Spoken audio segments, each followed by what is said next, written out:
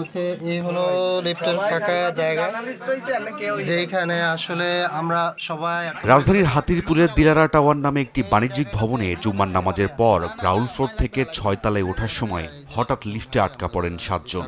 এটা দিলারা টাওয়ারে মূলত। সাধারণ মানুষ প্রথমে তাদের উদ্ধারের চেষ্টা করে ব্যর্থ হন, পরে ফায়ার সার্ভিসে খবর দিলে তারা শুরু করে উদ্ধার তৎপরতা। 1.5 ঘন্টা পর লিফটের দরজা ভেঙে উদ্ধার করা হয় আটকে পড়া 7 জনকে। লিফট থেকে বেরিয়ে আসা ওই 7 জনের চোখে মুখে তখনও আতঙ্কের ছাপ দেখা যায়। একজনের অবস্থা তো খুব করুণ অবস্থা হয়ে যাচ্ছিল, ওনার অক্সিজেন পাওয়ার কারণে উনি খুব আরও ভয় পাচ্ছিলেন। যদি লিফটটা আরও একটু উপরে থাকতো, অর্থাৎ দোতলা কেন্দ্রিক থাকতো আর আমরা একতলা কেন্দ্রিক ফাঁকা জায়গা, তাহলে হয়তো বা আরও বেশি আতঙ্ক হওয়ার জায়গা তৈরি হতো।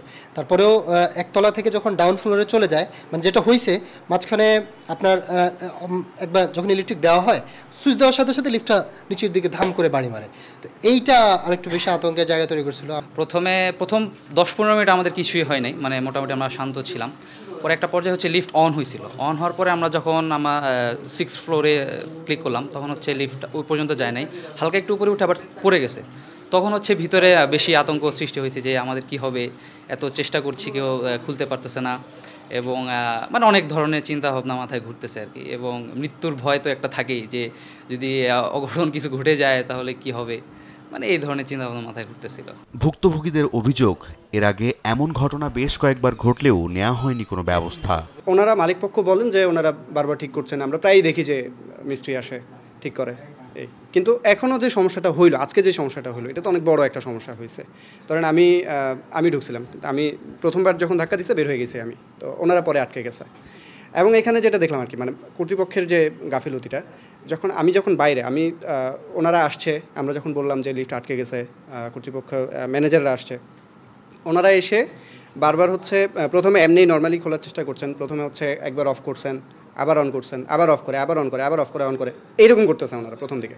পরে হচ্ছে চাবি নিয়ে আসলো, চাবি নিয়ে এসেও দেখে যে খোলা যায় না। অনেকক্ষণ ট্রাই করছে, একবার বাম দিকে ঘোরায়, একবার ডান দিকে ঘোরায়, চাবি কোন দিকে ঘুরাইতে হবে এটাও ওনারা আসলে কনফিউজ ছিল আর কি। বিভিন্ন রকম দুশ্চিন্তা শুরু হয়ে গেছে।